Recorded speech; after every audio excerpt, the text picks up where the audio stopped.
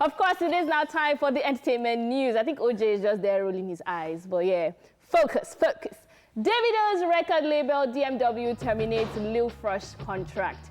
Following the outrage on social media in respect to the alleged domestic violence, Davido Music Worldwide, that is DMW, has terminated the recording contract of the artist Lil Frosh, who was accused of physically abusing his girlfriend. Davido shared an official statement on his Instagram page, stating that the contract of Lil Frosh, one of the signees under his record label, has been terminated following the company's investigation. The statement reads, and I'm quoting, "In light of recent allegations made against Mr. Sanni Goriola Wasiu, a.k.a. Lil Frosh, we would like to state that as a record label, domestic violence is not a trivial matter and will never support or condone such behavior. There is no excuse for the actions of Lil Frosh, and we understand that there is nothing that can be said or done to take away the insensitivity shown. Upon internal investigations carried out by the label, we are left with no other option than to terminate the recording contracts that exist between the label and Lil Frosh, effective immediately. We hereby immediately sever all affiliations with Mr. Sanni Goriola Wasiu, a.k.a. Lil Frosh. Once again, we do not condone domestic violence and stand with all victims of domestic violence." Well, in a recent development, the alleged victim, Gift Camille, has broken her silence after her manager went public with the allegations of domestic violence perpetrated by her boyfriend, Lil Frosh. She took to her Instagram page where she wrote, "I know I should have spoken earlier. Lil Frosh and I have been dating for almost 10 months now, and he has been abusing me physically, mentally, and emotionally. At first, I sincerely hoped it was going to change, but it didn't. It started with stripping me off my clothes, stripping off my friends rather, telling me who to talk to and who not to talk to.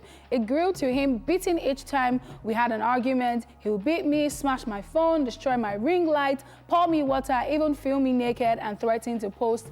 He has done right in front of a.k.a. DFT," and it continued. Now, this happened last 15th of September that led to the internal bleeding in my head, confirmed by the doctors. My manager spoke on my behalf with my permission, and he's not to be blamed for anything. He didn't beg me to go back and meet him. No one did, not even my family. Everyone advised me, but I still did what I wanted to, hoping for change. My family have been doing their best to get me in the best space and best health. Thank you to everyone that has reached out to me, has supported me, and stood by me. I'm getting better now. Justice must be served."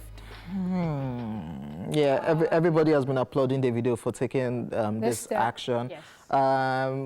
Side note, Lil Frosh was signed under Aloma Music Worldwide, and Aloma Music Worldwide was under Davido DMW. Okay. And it was just last week. Up to a month. Up to a month. Like Then under DMW? under I think it was 23rd of September, then right? under Just DMW. signed. Then Davido parted ways with Aloma. which happens to be his PA. And instead of Lil Frosh going with Aloma, they decided to make it official, which was last week, that this guy is no longer AMW, is under DMW. So as of last week, it just became officially under DMW. And all of this is happening this week.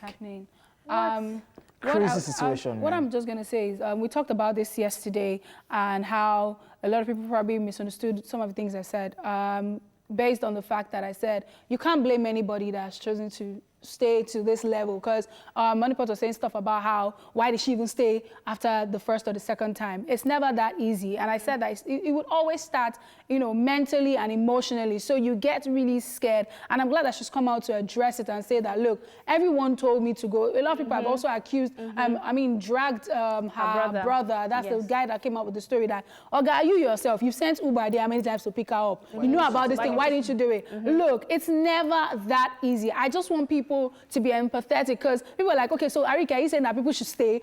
No, I'm not saying people should stay. However, I'm just saying you can't judge anybody's situation. Yeah. I just feel like people should be more empathetic and people should try to, encourage them to leave. But you can't really force the person to leave, because they would still go back because they feel and they would always hope that the person will change. Yeah. And that's what the person is always using to hold them down. But you get to that place where you just say to yourself, I'm done with this. I can't handle this anymore. So what you should pray for is, encourage them and pray that they get to that point where they are ready to live. Mentally and emotionally, they have to be ready before they can actually leave. And also, mental health is very key here. She needs to see a therapist. I don't think that just going to see the doctor and getting treated of the physical bruises is going to do the magic. I had to see a therapist, so she needs to see a therapist. That is the only thing that would make her feel better, because she needs to let go of a lot of stuff. Definitely. And I think still talking about Lil Frosh, you know, I think this is also a huge wake-up call for guys in particular.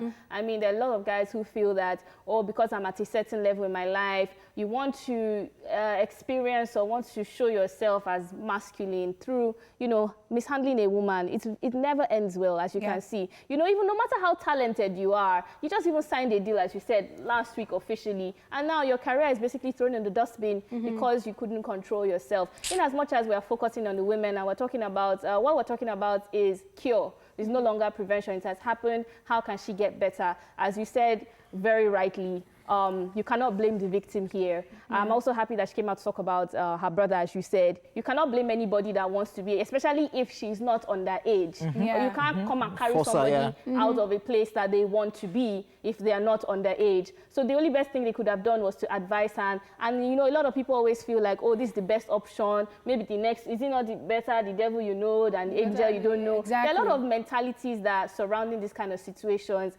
However, I also feel like men need to do better. Guys need to also advise themselves, advise their friends, because this kind of situation, he might have told some of his friends or they might have known about it, and everything is always hush-hush. Your career is not that important. So I'm happy the brother came out to drag him. I'm happy that she also stood her ground. A lot of people also feel like, oh, people are always dragging people in the entertainment industry, or maybe the girl is also looking for clout. A lot of people still have this narrative. The truth of the matter is, it's a lesson for you out there who you feel like you're hiding in your corner because you're doing a 9-to-5 job. Everybody, narratives are changing. Nobody's taking that kind of thing anymore. So just do the right thing. Do the right thing. We wish Gift Camilo the best, and of course we wish Lil Frosh the best. So. And speedy recovery as well, mentally and physically. Because it could have ended. It could have ended differently. Terribly. What are we talking about? Internal bleeding? Wow. Crazy, man.